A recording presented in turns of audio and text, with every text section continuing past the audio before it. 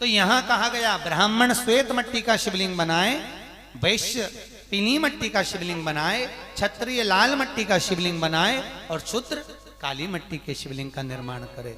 और हमेशा याद रखिए, शिव महापुराण के अंतर्गत वर्णित किया गया, घर में शंकर जी की मूर्ति शिवलिंग कभी भी पोला नहीं होना चाहिए। पोले से मतलब कई लोग शिवलिंग नीचे से पोला होता है, उसमें छेद होता है, खोखला होता है। शिवलिंग कभी भी घर में पोला नहीं होना चाहिए, शिवलिंग ठोस हो।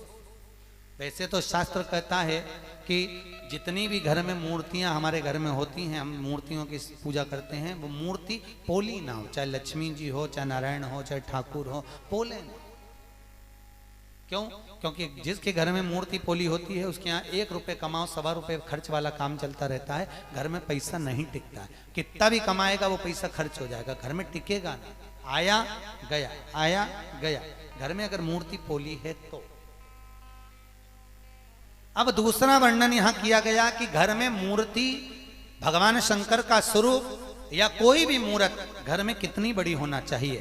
तो शिव महापुराण 4 उंगल का वर्णन करती है कि यहां से रखा तो ये इस स्थान से देखकर इस अंगुष्ठ की आकृति की बराबर की मूर्ति घर में पूज्य मानी गई है। उससे बड़ी अगर मूर्त है तो उसके लिए मंदिर जैसी सेवा हमको देना पड़ती है, भाग भी ज्यादा प्रदान करना पड़ता है। छोटी मूर्ति होती है, छोटा शिवलिंग होता है, छोटी मूर्ति अगर है तो उसकी पूजन कैसे भी कर लो, कैसे भी रिझा लो, मिश्री का भोग लगा दो, शक्कर ही रख दो, एक बार नहलाया नहीं नहलाया, बाजार चले गए, बाहर चले गए, 4 दिन बाद आकर सेवा करी, वो चल जाता है। पर मूर्ति जहां बड़ी हो गई, 4 उंगल से बाहर की जहां मूर्ति हो गई, उसको पूर्ण सेवा की जरूरत पड़ती है। पूर्ण ठाट, पूर्ण भोजन, पूर्ण समर्पण होना उसके लिए जरूरी है। छोटा बच्चे देखे आप लोगों ने, एक बच्चा होता है छोटा सा, उसको कई माता रात पहना देती है, कई माता झबला पहना देती है, कई माता उसको उघाड़ा पटक देती है। छोटा बच्चे को कुछ भी खिला दो, कुछ भी पहना दो, कुछ भी कर दो, बच्चा कुछ कहता है क्या? जम के तो बोलो, अच्छे से बोलो जरा, नहीं।